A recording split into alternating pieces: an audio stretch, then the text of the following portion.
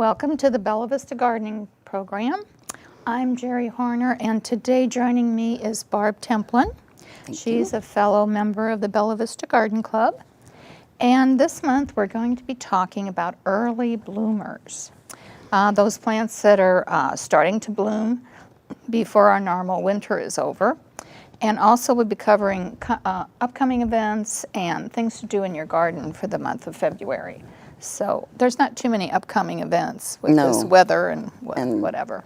But you know, you might find a warm day in February. Usually in February there's some warming that kind of fools the plants thinking it's spring, and then it gets cold again.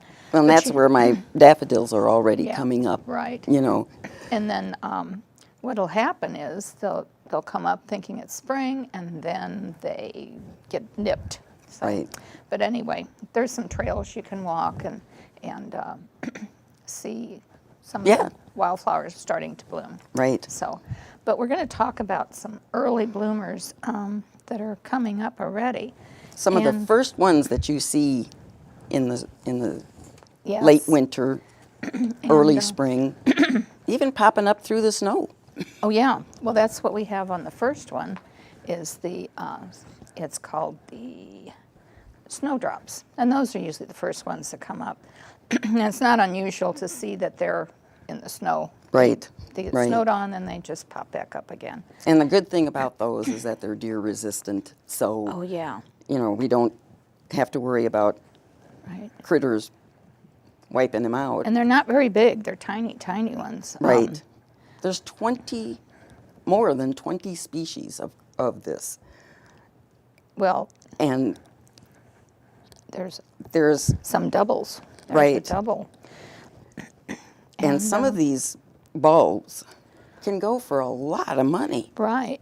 In 2012, a single bulb called Green Tear was sold for $569. Yeah. Golden Fleece was sold on eBay for over almost $2,000. Yeah, $1,900. Yeah. So on eBay. So for a little bitty bulb. They used to be used as currency, I think, too, back in the medieval days. Well, that would make sense then. Yeah. But snowdrops are one of your first ones. And then there's also this one. I don't have this one. It's a winter aconite. Please don't have us say the Latin pronunciation. No, there is a Latin name. Because I don't think we can do that. It hurts my tongue when I speak Latin. But they can spread, and they can form a nice blanket. And they've got a real pretty cup-like bloom. There's a tiny little bloom. But are they easy to do? Because it says you got to soak the bulbs. Sometimes you should soak the bulbs because they do get a little dry. And you may not have every bulb, take off, but once they are established, they can spread real well. The nice thing about these is they can go under a black walnut tree. Yes, and there's not too many things that can grow. So, and our next one we have is the Helleborus. I love this plant. I have it all over my garden. This I took the other day, this picture. And it starts blooming in January and February.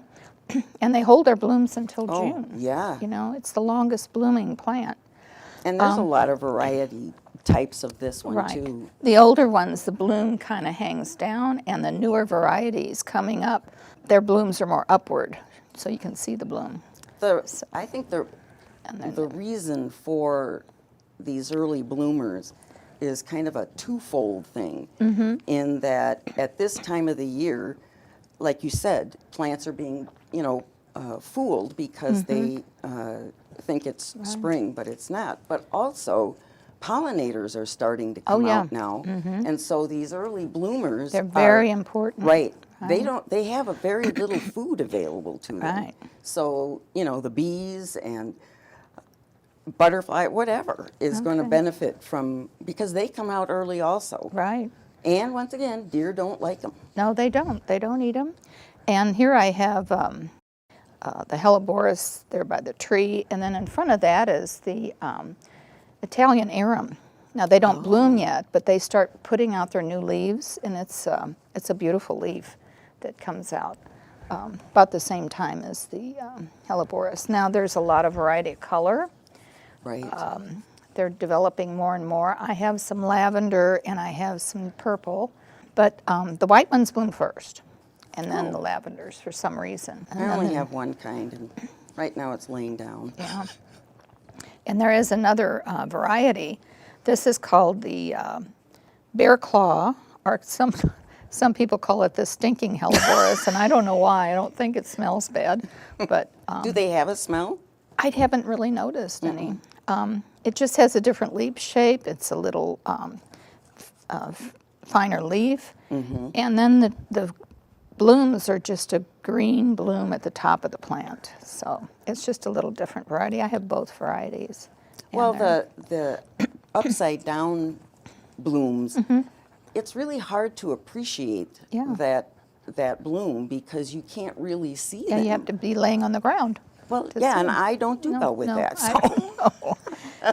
But it's great because the deer don't like them, and they're very easy maintenance. You don't have to do hardly anything to them. Just cut the old leaves off every year, and that's the bloom of the Oh, bear that's- claw. yes, that's pretty. It's pretty.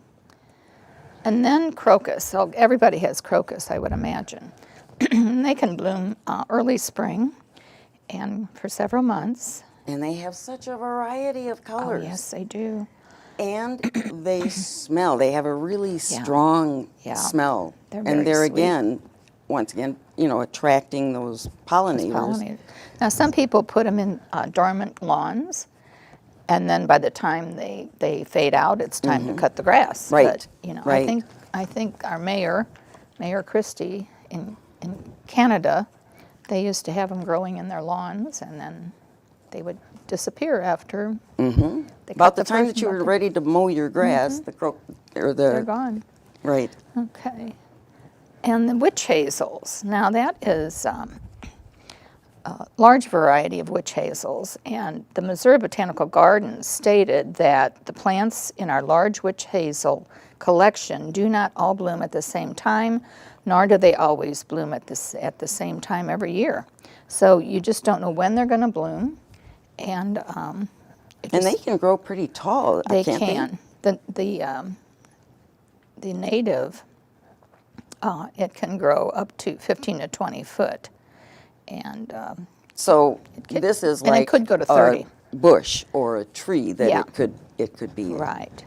And then some begin to bloom in the late fall, almost in winter, and there's a very fragrant variety. This is the native. This is the native bloom on the native witch hazel. And then there's a variety called Diane, which is a beautiful orange. Yes, that is. really And what pretty. an unusual flower. It is. It's so delicate. Right. And And then how long does the bloom last? They last for a while. I mean, they'll be out Is there. it like a forsythia where it lasts for a couple weeks. couple weeks? Okay. And then this is called Jelena. And it's another beautiful red-orange. It's really Boy, would pretty. that add a lot of Yeah, color to your garden. That does count. And then it really attracts those bees. Right. Right. Now the other one we have, that blooms early, is a Mahonia. Now, I'd never aquifolium. heard of those before. Well, they're called Mahonia, or they're called Oregon grape. And they begin to bloom in February. They have cascading yellow flowers that just cascade down, and they open yellow. And then the best part is that those blooms turn into berries. Yes, they do. And the birds love them. Oh, we have some birds that come up and they'll sit in a tree, then they'll come and get a berry and go back in the tree. They're just fun to watch. It's amazing. But the leaves are very prickly, like a holly, because they're sticky leaves. But there's another variety that is, and that's the berries. See how Oh, the yeah. berries are beautiful blueberries in the summer. And there's another variety that is, it's called the soft caress, and that only grows 3 to 4 foot tall. It's So it's kind of finer a leaf. miniature one. And it's a softer leaf. It doesn't stick you like the other ones. Does it still that's have the the bloom. same flower? Yes, Okay. yellow blooms are a little different. They're more upright, but it's a new variety that's not quite as large as the Mahonia. Now the big Mahonia, that can get to 12, 15 feet, but you Wow. would need to trim it. If you want to trim it, you have to cut it. It's a cane growing plant, so you'd cut it at the base. If you want to take out a okay. long, So it grows, tall. it blooms on new growth. Okay. yeah. So it puts out new canes. Okay. So then the next one we have is the white forsythia. Now I've- this was something I didn't realize that a lot of was people, available. A lot of people To me, know about it. forsythia, and you think yellow. Yes, absolutely. This is in the forsythia family, but it's not a true forsythia. So it's a different variety. And sometimes mine blooms in January. Right now it just has buds. And sometimes it blooms in February. And sometimes it blooms in early March. So you never know when Right. it's going to bloom. It just Right. depends It just on the depends weather. on the weather. And And it's a- so much of these depend on the weather. Right. And you can plant that in sun to part shade. So it's a great little bush. And I keep it trimmed, to keep it from going over the deck. So it's Right. easy to maintain, and Right. I don't have any problems with any deer eating it. So it's a nice Isn't that little nice? bush. Yes, it is nice. Okay, then daffodils. Oh, my Everybody has daffodils. Yep. And I'm hoping they have the Bella Vista daffodil. Right. And But here they're- again, such a variety. Oh, yeah. It's I mean, from little to big, and the Bella Vista daffodil has a very big bloom on it Oh, yeah. compared to Right. a lot of the other daffodils. Yeah. Now there's, this is one of the earlier ones. This comes up real early, and this can be early sensation. So it gets about 18 inches tall. Then some of the others I have is the tete-a-tete, and this one only gets about 6 inches tall. It's a tiny little thing. Yes. It's so cute. And then there's also a white. I don't have this one. It's a white tete-a-tete that is tiny too. They're just fun to just And put like in I little pockets. Right. And there again, they do come in a variety of colors. Right. The bloom is the same, just not the color of Mm-hmm. Right. it. But I've seen there are double. There's double, and there's so many varieties. And this is the best source, I think, Brett and Becky's. The Garden Club has a great, Program with them their program, Blooming Bucks. If you order from Brett and Becky's and you put the Blooming Bucks, put us down, the Bella Right. Vista Garden Club for Blooming Bucks, we get a percentage of the sale. So there's so many varieties in here that's just, it's unbelievable. Well, and the seed catalogs, they started coming out, December Oh, and yeah. and then January, you because wanna you want order to be early. able to see what you want to plant in the fall. But by the time that you get to ordering them, Yeah, they're gone. they might be gone. It's best to So get your orders in the early bird gets the bulb in this. Right, and they won't send your bulbs until they're ready to be Right. planted. Right. They have your order, but they're not going to send. And some of them don't even charge you till they send the bulbs. Right. So, And but you it gotta all get depends chartered. on the area that you live, the zone that you live, Right. whenever they feel that it's safe. Yeah, but there's another early daffodil too. That's a sweet little thing. It's called white petticoat, and so there's different shapes to the blooms also on some of the daffodils. Yeah, and there are so narcissus. many other types of early flowers, like the redbud. I mean, Well, that blooms a little later. Right, Yeah. but the there first again- the first tree to bloom is usually your serviceberry, right. and that's white. And some people get it confused with the Red? dogwood, thinking it's Oh, a the dogwood, yeah. But they bloom before the dogwood. So But it's, it's a. The other one that I thought was kind of interesting was a winter heath, and I unfortunately don't have a photograph of that. right. I But- don't have that plant either, and I know it blooms early. Right, and it's a Just, stalk-like bloom with lots of of Tiny little flowers. Yeah, it almost looks like a bleeding heart flower or bloom. But they come out very early Right. also. Yeah. And it's a nice variety of color, but I'm not sure how long the bloom itself Yeah. lasts. I think it's fairly short with these. Yeah. And the same thing with, like a bleeding heart. They're later bloomers, Right. Not early spring or late winter. So You just have to watch in your catalogs if it says early, mid, or Right. late blooming. Right. So that's kind of the season they bloom in. But Right. you know, with daffodils, you can extend your bloom time for months. Some bloom up very early, like these, and some bloom mid-season, and some bloom late. So When does the ones that I'm familiar with, like the creeping phlox, when does that start to that's bloom? more in May. Is that in May? April, May. Okay. And it depends too on the location. I have a neighbor that has it, that hers blooms like 2 weeks before mine do. And it's just the location, I guess the sun, the soil, the wind temperature, you know, she's a little lower than I am. So, Right. you know, you have your little pockets that bloom before other pockets do. And all of that is dependent on sun Mother and Nature. Right. Mother Nature, Right. she controls it all. Yes. Well, and like later in the week, maybe into next week, the temperatures here are supposed to get very, very cold. And I'm talking teens. Oh, yeah. And so you've got these little shoots that are coming up.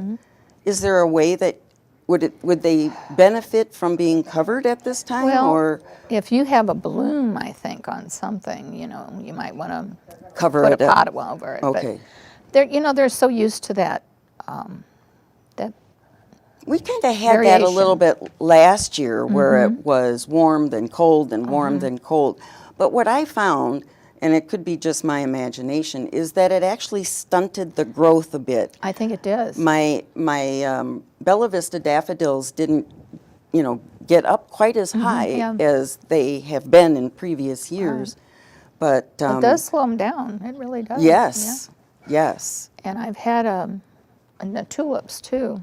They bloom, you know, in a variety of weeks, depending on the weather. And Why here in our area of northwest Arkansas, we don't see a lot of tulips. Well, you almost have to treat them like an annual here. The squirrels love them; they dig them up, and then they just. I don't think they get the coldness that they need like they do up north. Oh, okay. And so so it's sometimes we have that mild winter, and they don't get cold enough. Right. You know, they do need some chill in their bulb. So to trigger a to bloom. trigger the bloom, yeah. Okay.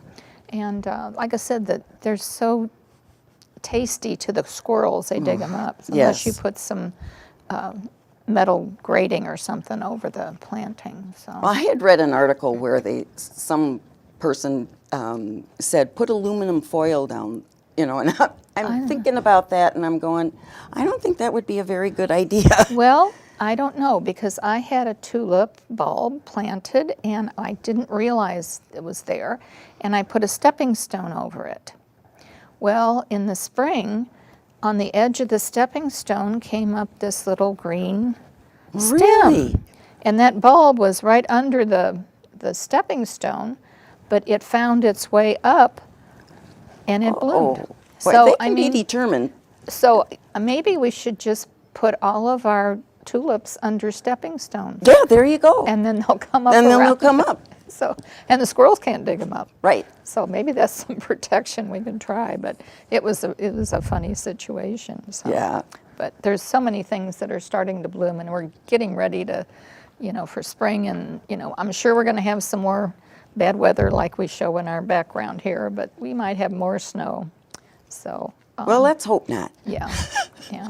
We should outlaw that here. Yes. Well, you know, before we moved here, everybody said, oh, if we have snow, it'll be gone the next day or 2 days later. Well, sometimes it stays for a while now, so That's right. It depends. That's It right. depends. But the things you have to do in your garden now for February, there's a few things. Yeah, the house plants for one Yeah, thing. Now, what I do with mine is they're in during the winter. Mm-hmm. Otherwise, they're out on the screen porch or out on my patio. But what you have to look for right now are spider mites and scale, and that's fairly easy to eradicate Right. if you use an insecticidal soap or Right. something like that. And you can make that yourself with Murphy's oil soap, Oh, because well, it that's has the good to know. oil in the soap, and it's like a tablespoon per gallon. That's good for the spider mites. But most houseplants die because of overwatering, Oh, yeah. not underwatering. Right. So you really have to know your plant to know, okay, do they like it to be damp, or do they have to totally dry out Right. before you should water them again? So, it's not hard. No, just got to feel the soil and see how they react. So the winter annuals, you want to deadhead your pansies and your violas, and if you have a mild day, you might want to put a little fertilizer on them. And they, again, for the winter, they kind of shrink up a little bit when it's cold, but then they bounce right But back it when is warms up. amazing to see, after a snowstorm or a cold snap, Right. they're still out Yeah. there trying to, They're showing off. right, Yeah. right. Yeah. In fact, we were by Pinnacle area, and crews were planting all new pansies. So that's nice to Yeah. see. They stay blooming for several months. Right, right. Until it gets too hot, and then they kind of give up when it gets hot. Right. They're not into warm No. weather. But this is a good time to be thinking about your lawn too. And if your lawn needs it, it would be a great idea if you lay down some lime. If you need it. If you need Right. it. Right. If you're not sure, you can take a soil sample into the extension office in Bentonville. Right. However, there's a 3-week return on that. Right now they're pretty busy. Right. Because I think the agricultural tests are being done. I would in the imagine that this time of the year would be very busy for them. spring. Right. Well, the one suggestion they have is to do your soil test every year at the same time. So instead of doing one in That the makes fall, then sense, a couple right. years later do it in the spring, do your soil test about the same time every year. And then do they tell you what you need to They do to tell- amend the Right. The They tell you soil? exactly what you need to put on it and how much, so to get it to the optimum Isn't level. that a great benefit to have? Well, it's free. Right. And the reason it's free is because there's a tax on fertilizers in this state, and portion of that tax goes towards the soil sample fees, samples. Well, that's So interesting to it's- know too. I mean, you pay for it in One one way. way, but everybody pays for it. Right, So right. everybody can get a free soil test. you know. Right. And that is so beneficial. Even I would think in your flower garden, Oh, yeah. just to know if you've got a healthy soil or Because not. the one time I did send in soil samples, one from my azalea bed and one from my rose garden. And they asked me, did I get these mixed up? Because I had bad results with both the tests. Really? The rose garden was too acid and the azalea bed was too alkaline. So I had to do some adjusting there. I don't know how it got out of balance, but it did, and it affected my roses and Absolutely. my azaleas. I could tell Absolutely. they weren't doing well. That's why I right. did the soil test. So, Well, speaking of roses, right.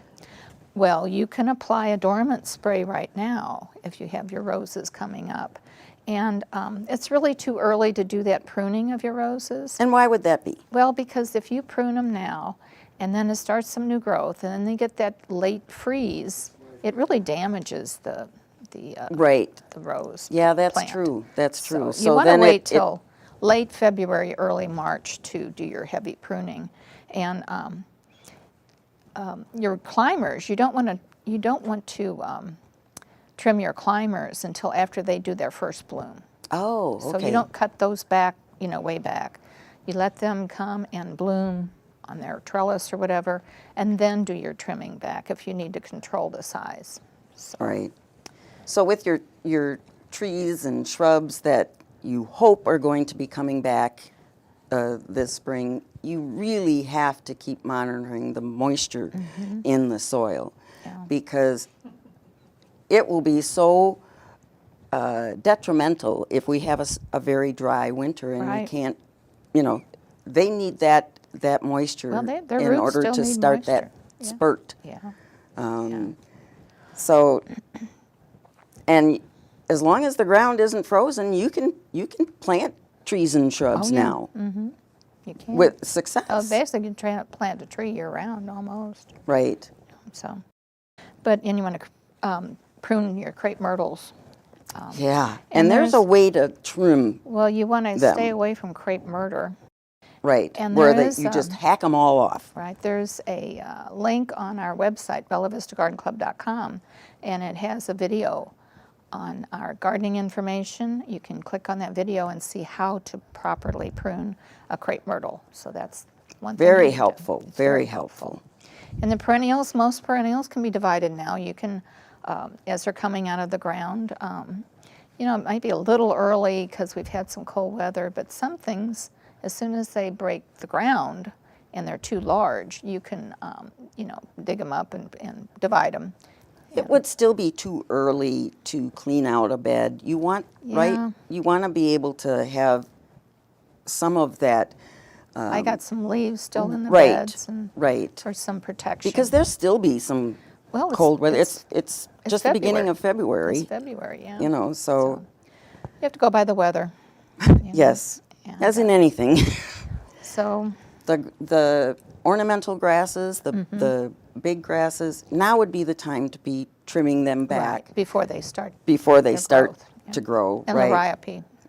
Right, and the liriope. So all your But grasses need. we were talking about how to do the tall grasses Mm-hmm. the best way, because some of those, you know, branches get carried away and Mm-hmm. they're all over the place. But if you try and tie the grass together Mm-hmm. and then cut it off, say with a Well, you could hedge use, yeah, trimmer. or you could use a chainsaw if they're Oh, real big. I suppose that's You true, could yeah. if it's real big. Right, Yeah. right. So, But you it can wanna- be a mess. But if you wait too long, then that new growth comes up, and then you're cutting the top of the new growth off, and it's Right. going to look like that all year. So Right, right. You have to trim it at the right time. So That's just right. watch your new growth and see Right. where it is. And don't forget to feed the birds. The birds Oh, are so yes. hungry. We're going through so many pounds of bird seed. Well, what lately. I did this fall and winter is for my black-eyed Susans and some of my other plants, I leave the seed heads on there. But what I do is I bend them down to the ground, because by that time they're brittle and I want the birds to be able Get those to seeds. utilize those, you know, so I'll clean that up in the spring, but at least that's something that I've provided Yeah. that they can feed They're on. going, and the suet, they're going through a lot of suet too. I the would imagine, bluebirds. yeah. Seen a lot of bluebirds. So don't And forget. that's the other thing. We have so many bluebirds Mm-hmm. now, and it's important to have those and have appropriate plants around them, you know, Mm-hmm. Yeah. so both can thrive. Yeah. Well, it's a good time to grab a cup of hot chocolate Yep. and just look at your catalogs and try to plan things for your garden. And if you need more information, you can go to bellavistagardenclub.com. Does And the then- Master Gardeners have a site that you can? Yes, they do. Okay. They have a site. I think we had it on the screen. I think she'll put it on the bottom. Okay. And the next Bella Vista Garden Club meeting will be February 24th, and we're doing Zoom meetings, be at 9:30. And our program is going to be creating a water feature. Now that should be very That- interesting. And it's presented by Cody Gilstrap, and he owns the River Rock Water Gardens. And so it's going to be interesting. That I would- don't have a water feature. I have a place for one, and I've reserved it for the past 27 years, but I don't have a water feature. So, You are a patient person, well, let me tell I you. keep trying to talk my husband, and that would be a good place to put a water feature. And so, We just have a couple of fountains that we yeah, use. I have but, bird baths. But, Right. Yeah. And the amount of birds that utilize those is It's just amazing. Yes, we've also had a hawk that took a bath in our bird bath one time. Wow. Which is really unusual. So But as a gardener, it's important for you to consider all things. Birds, pollinators. Right. You know, not just making your yard beautiful, but It's a trying to habitat. enhance the yeah, everything. there's a habitat for everybody, all Right. the people out there, all the Right. critters out there. You betcha. And Tony's also going to be doing a one-on-one question-answer session at the meeting on the 24th. So, but you can And just he get knows it all. Well, when it comes to organic gardening, he is our expert. Right. He's done Right. well. But I thank you for coming today and Well, joining me. thank you for inviting We just me. love to talk gardening. And Yes, plants and especially this time of flowers. the year. Yeah, we need some break from all this lockdown we've had, and I'm glad to see the plants are coming Right. back and flowering, and we're going to have a beautiful spring. You betcha. And if you've enjoyed the show, I hope you join us next month. And until then, don't forget to stop and smell the roses.